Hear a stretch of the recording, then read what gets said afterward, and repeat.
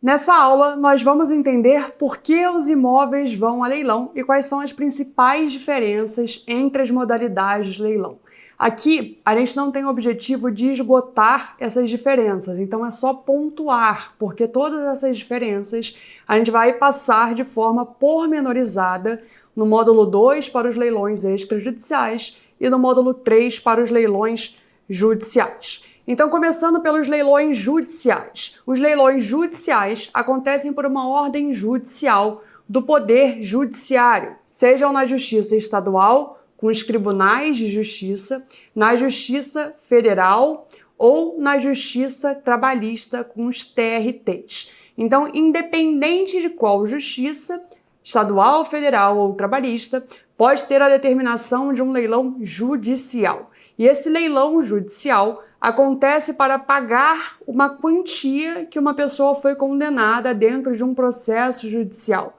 Então, o valor da arrematação será utilizado para pagar a dívida que essa pessoa foi condenada dentro desse processo judicial. Pagar uma quantia em dinheiro, então. Dentro de um processo judicial, existe uma ordem de preferência dos bens do devedor que vão servir para pagar a dívida. Então, o processo judicial ele vai caminhando, a pessoa vai ter todas as possibilidades de se defender, vai ser condenada e aí entra o dever de pagar esse valor. Se ela não pagar, existem formas que podem ser utilizadas de atingir bens desse devedor para que esses bens sejam utilizados para pagar essa quantia que o devedor foi condenado dentro de um processo judicial. Dentro dos bens de um devedor, a lei estabelece uma ordem de preferência, ou seja, o que vão atingir em primeiro lugar, em segundo lugar, em terceiro lugar e assim por diante. Sempre começa no dinheiro em espécie. Então, sempre que o devedor tenha dinheiro em espécie depositado em algum banco ou alguma instituição financeira, vem uma ordem de bloqueio desse dinheiro para que esse dinheiro seja repassado para o juiz e aí o juiz consiga lá pagar a dívida que o devedor foi condenado. Então, por exemplo, quando chega nessa fase do processo e antes de entrar nessa fase de busca de bens do devedor, tem lá o prazo para pagamento voluntário, então existe a condenação, existe o prazo para pagamento voluntário e somente quando o devedor não paga nesse prazo é que entra nessa fase de pesquisas de bens do devedor para que essa quantia seja de fato quitada. Em primeiro lugar, sempre, o juiz determina uma ordem para o Banco Central para que o Banco Central procure dinheiro que esse devedor tem depositado em algum banco, alguma instituição financeira, para bloquear esse valor e repassar ao juiz. Se não tiver dinheiro ou não tiver toda a quantidade em dinheiro, passa para o segundo, que seriam lá títulos de dívida pública, né? Um investimento que esse devedor tenha em títulos de dívida pública, não tendo títulos e valores mobiliários, e aí não tendo veículo e depois imóvel. Então, o leilão ele é uma das últimas etapas de um processo, porque antes o devedor tem todos os mecanismos para se defender. Se for condenado, tem a possibilidade de pagar voluntariamente no prazo estipulado em lei, e se não pagar, aí sim entra nessa fase de pesquisas de bens. Então, o leilão é um dos últimos pontos aí dentro de um processo para satisfação dessa dívida que foi condenada dentro desse processo. E o leilão, então, ele é sinônimo de liquidez, porque ele vai transformar um bem do devedor, no nosso caso aqui, o imóvel do devedor vira dinheiro, e aí dá liquidez para que possibilite o pagamento da dívida que foi condenada dentro desse processo judicial. Já no leilão extrajudicial, a gente tem possibilidades diferentes para que esse leilão aconteça. Então, o leilão extrajudicial ele pode acontecer por motivos diversos, até mesmo a vontade de um proprietário em colocar o imóvel dele em leilão. Eu, por exemplo, posso pegar um dos meus imóveis 100% quitado e optar por colocar esse meu imóvel à venda num leiloeiro. Para que isso seja interessante para as pessoas que olham para os leilões, eu teria que aplicar um desconto bem significativo para que de fato alguém se interessasse pelo meu imóvel. Porque vamos pensar, Que a pessoa, quando ela entra no site leiloeiro, ela tem lá vários imóveis com desconto de 40%, 50% em relação à avaliação. Se eu coloco meu imóvel à venda em leilão e ofereço somente 10%, 15% de desconto, provavelmente as pessoas não vão arrematar esse imóvel, porque ali naquele mesmo site tem várias outras oportunidades com desconto muito melhor. E as pessoas que olham para leilão estão buscando desconto, tá? Mas essa possibilidade é uma possibilidade que existe. Eu posso colocar um imóvel meu 100% quitado à venda em um leilão. Isso seria um leilão extrajudicial, porque o próprio nome extrajudicial já indica que é fora da justiça. Então, os leilões extrajudiciais, eles não precisam de uma ordem do poder judiciário. E se eu escolho colocar um imóvel meu em leilão, esse vai ser um leilão extrajudicial, porque não tem o juiz mandando que eu venda esse imóvel em leilão. Então pode acontecer até mesmo pela vontade do proprietário. Só que existe de forma indiscutível um motivo que mais leva imóvel a leilão extrajudicial, que é para cobrança de uma dívida garantida pela alienação fiduciária, seguindo a Lei 9.514 de 1997. E a gente falou na aula anterior, né, que esse é o exemplo clássico de garantia que a gente tem para um financiamento imobiliário. Então a pessoa não tem todo o dinheiro, ou até tem, mas não quer descapitalizar, recorre a um financiamento imobiliário, o credor analisa a margem de crédito dessa pessoa, mas também precisa de uma garantia, que caso ela não pague essa dívida, esse credor consegue receber lá o valor de volta e entra o próprio imóvel nessa garantia. Então o devedor não pagando a dívida em dinheiro, né, que um financiamento a gente tem que pagar as parcelas lá em dinheiro mensalmente, o devedor, quando não paga, possibilita que o credor leve esse imóvel a leilão. Quando a gente fala de um leilão extrajudicial, a gente tem duas figuras. De um lado, a gente tem o credor fiduciário, que é quem empresta o dinheiro, e do outro lado, a gente tem o devedor fiduciante, que é quem pegou esse dinheiro emprestado. E o exemplo clássico, então, da garantia da alienação fiduciária é o imóvel para garantir o próprio financiamento imobiliário. Só que não é exclusivo disso, tá? Uma alienação fiduciária, ela pode existir por outros motivos. Então, por exemplo, vamos pensar que eu quero abrir um restaurante. E aí eu faço lá o levantamento de todos os custos do dinheiro que eu preciso para abrir esse restaurante e chego numa quantia de, por exemplo, 300 mil reais. E aí eu preciso desse dinheiro emprestado. Aí eu vou em um banco de minha escolha, por exemplo, Itaú, e falo, Itaú, eu queria aqui um empréstimo de 300 mil reais porque eu quero abrir um restaurante. Aí o Itaú analisa a minha margem de crédito, verifica que eu passo nessa análise de crédito e aí me fala o seguinte, Priscila, a gente te empresta esse dinheiro, mas se a gente te emprestar esse dinheiro sem que tenha uma garantia nesse empréstimo, a sua taxa de juros ela vai ficar muito maior. Já se a gente colocar um empréstimo com uma garantia, a gente consegue reduzir essa taxa de juros. Você tem alguma coisa para oferecer em garantia para esse empréstimo? E aí eu posso virar para o Itaú e falar, sim, Itaú, eu tenho um imóvel e eu topo colocar esse imóvel em garantia.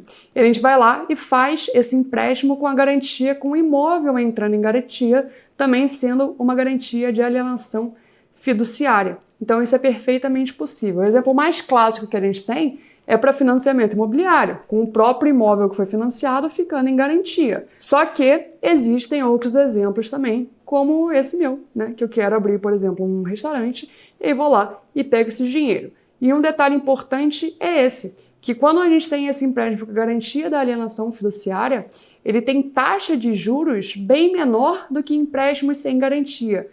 E é bem simples de entender isso, porque para o credor, para o banco, por exemplo, é muito mais arriscado emprestar esse dinheiro sem a garantia, que aí se a pessoa não pagar, ele tem que entrar com um processo judicial, pode ser que não encontre nenhum valor para cobrar essa quantia que o devedor deixou de pagar.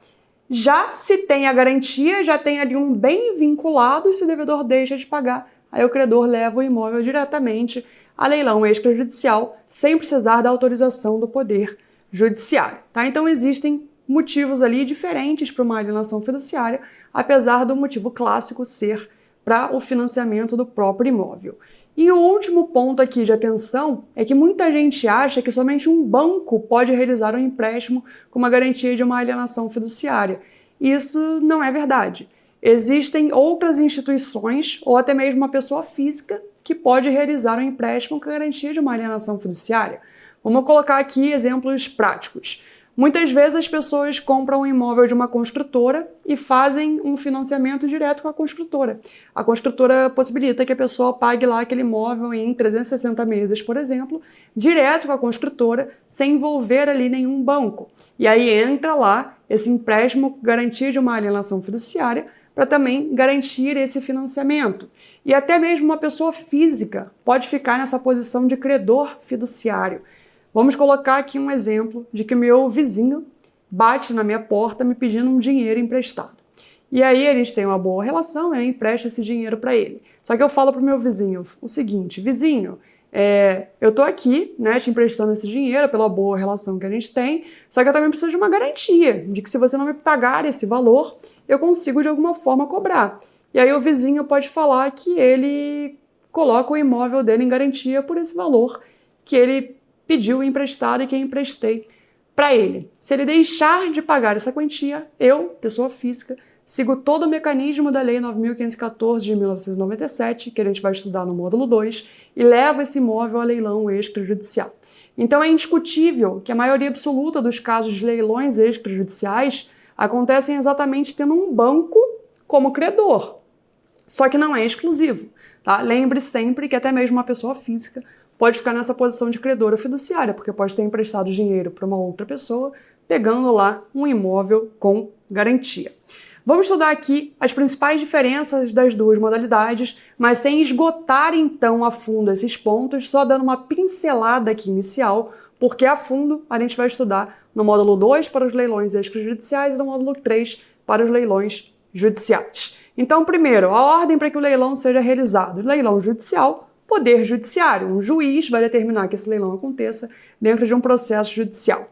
E o leilão extrajudicial, o credor realiza esse leilão diretamente, sem precisar de uma autorização do poder judiciário. Então, quem permite que esse leilão extrajudicial aconteça é a lei. No nosso caso aqui, é a Lei 9.514 de 1997.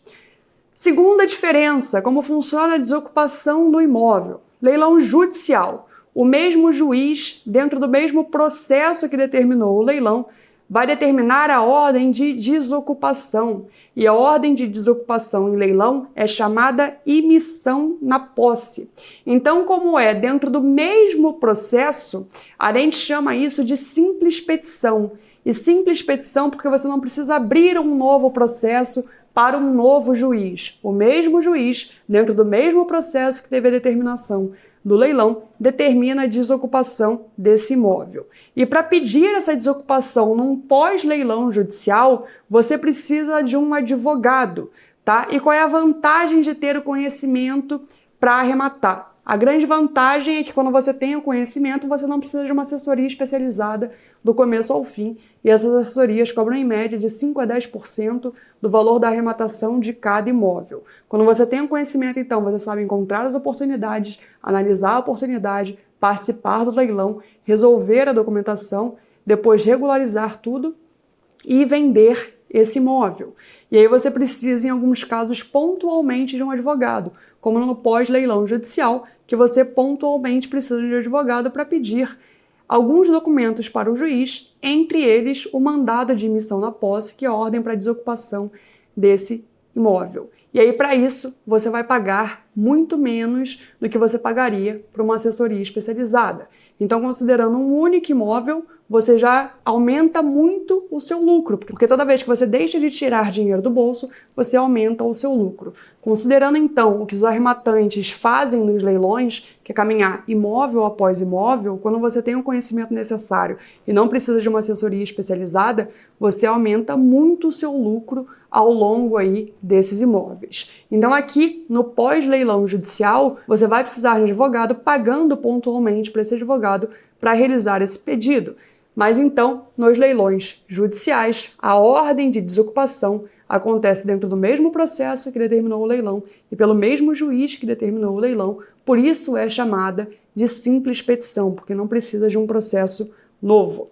Já nos leilões extrajudiciais, que popularmente as pessoas chamam de leilão de banco, porque são os bancos que mais levam imóvel a essa modalidade de leilão. O primeiro passo que a gente estuda, inclusive no módulo 2, é o acordo de desocupação. E quando o acordo de desocupação ele acontece, o arrematante ele caminha do começo ao fim sem precisar do judiciário e, portanto, de um advogado em momento algum, desde que ele tenha o conhecimento para analisar corretamente o leilão e para depois regularizar a documentação, e vocês terão todos esses conhecimentos ao longo aqui do curso. O acordo sendo possível, então, não precisa do judiciário em momento algum. Se o acordo não for possível, você precisa de um advogado para entrar com a ação de imissão na posse. E aqui é uma ação nova, né, um processo novo, porque não existe ordem judicial para que esse imóvel seja levado a leilão extrajudicial. Então a gente começa uma ação do zero quando esse acordo de desocupação não for possível. Em ambos os casos, seja um mandado de imissão na posse expedido pelo juiz que determinou o leilão no caso de um leilão judicial, ou a ordem que um juiz vai dar numa ação de imissão na posse para desocupação do imóvel, essa desocupação ela acontece de qualquer maneira, ainda que seja de forma forçada. Então tem muita gente que tem medo, né, de sair a decisão judicial e o devedor não respeitar essa decisão judicial. Isso não acontece, porque a gente vai ver ao longo dos próximos módulos esse passo a passo detalhadamente, mas só para exemplificar. Sai a ordem judicial de desocupação, a chamada imissão na posse, e essa ordem ela vai para um oficial de justiça. E aí o oficial de justiça tem que cumprir essa ordem judicial, desocupando o imóvel e entregando esse imóvel desocupado para o arrematante. Se o oficial de justiça chega até o imóvel e o devedor ele não quer sair do imóvel, o oficial de justiça ele tem que cumprir a ordem de qualquer maneira. Então, ainda que seja de uma maneira forçada, com um chaveiro na porta para abrir aquela porta, com um caminhão de mudança na porta para retirada dos pertences, e quando o oficial de justiça entende que é necessário, ele pode até chamar a polícia para resguardar a integridade do próprio oficial e também de quem vai estar envolvido ali naquela desocupação, tá? Então a desocupação ela acontece de qualquer maneira quando ela é determinada judicialmente, ainda que seja de forma forçada. E com a análise prévia feita corretamente, essa desocupação judicial, ela costuma girar entre 3 e 6 meses depois da arrematação. Então, um ponto importantíssimo de análise prévia para que a gente tenha a desocupação da forma mais rápida possível. Em acordo ainda mais rápido, você pode, por exemplo, fechar um acordo com 15 dias para desocupação, 20 dias para desocupação, 30 dias e assim por diante. Tá? Então, a desocupação ela não é um problema, como a gente já estudou na aula anterior, desde que a análise prévia ela seja bem feita, ela vai acontecer aí de forma relativamente tranquila. Terceiro ponto de diferença, formas de pagamento, né? Então, judicial, a gente tem a possibilidade de pagamento à vista, sempre possível, e parcelado, existem possibilidades de pagamento parcelado de uma arrematação judicial, ficando uma regra de, no mínimo, 25% de entrada, e o restante até 30 vezes. Ao longo do módulo 3 a gente vai estudar de forma detalhada esse pagamento parcelado. Mais 2 pontos de atenção aqui no parcelamento do leilão judicial é que não tem análise de crédito, então o juiz não analisa a margem de crédito da pessoa. Se uma pessoa, por exemplo, que ganha um salário mínimo, quiser lá parcelar um imóvel com uma arrematação de 1 milhão, ela consegue, né? Porque o juiz não vai analisar a margem de crédito dessa pessoa. Então fica aí na consciência da pessoa de saber se consegue suportar ou não esse pagamento, porque no módulo 3 a gente vai ver que quando existe o parcelamento e o arrematante não paga esse parcelamento, aí existem consequências, penalidades para falta de pagamento dessas parcelas, mas fica com a consciência da pessoa. Inclusive, uma pessoa com nome negativado, né, uma pessoa com nome sujo, ela consegue parcelar um imóvel em leilão judicial exatamente porque não existe essa análise de crédito. E um outro ponto de atenção é que nos leilões judiciais não tem juros nesse parcelamento, então somente correção monetária. E a correção monetária acontece para que as partes não sejam prejudicadas, mas não tem juros nesse parcelamento nos leilões judiciais. Já nos leilões extrajudiciais, possibilidade de pagamento à vista, que sempre cabe, e existem vários editais de leilão extrajudicial que possibilitam o financiamento em até 420 meses. E aqui nesse financiamento, assim como acontece no mercado imobiliário tradicional, existe análise de crédito. Então a pessoa precisa passar na análise de crédito, inclusive uma pessoa com nome negativado, ela não consegue financiar em leilão extrajudicial. Chegamos ao fim aqui, então, das 3 principais diferenças dos leilões judiciais e extrajudiciais, mas isso foi só para pontuar essas diferenças, porque a gente vai estudar todas elas a fundo ao longo das próximas aulas do curso.